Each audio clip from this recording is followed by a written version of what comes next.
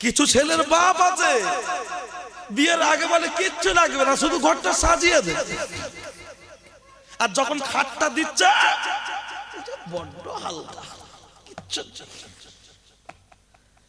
সেই থালা বাসন যে সেট দেয় না, কি বিদায় করে না কি বলে, ও বুড়ো দেখছে আর বলছে এ যেন পঞ্চায়েতের ভাড়া, সরকারি পানা ভাড়া।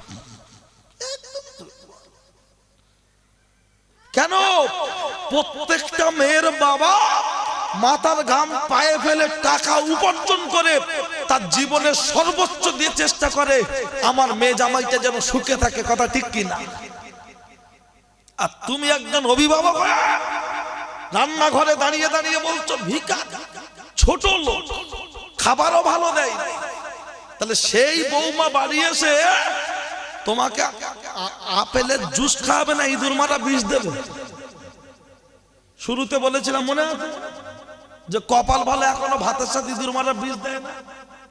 মেয়ে দেখাশোনায় যাবো, পছন্দ হয়ে যাবে, চোখে চোখে বলবো মা কিচ্ছু লাগবে না, আমার একটি মেয়ে পরের বাড়ি চলে গেছে, তুই আমার মেয়ে, চল মা বিয়ের 3 তারিখ ঠিক হোক, আমার যতটুকু আওকাত আছে আমি তো দেবো, কিচ্ছু না দিতে পারি।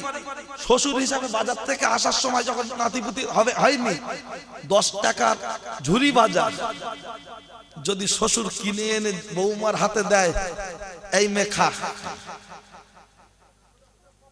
ওই শাশুড়ি কখন ওই বৌমা কখনো শ্বশুরের বিরুদ্ধে কোনো অভিযোগ থাকতে পারে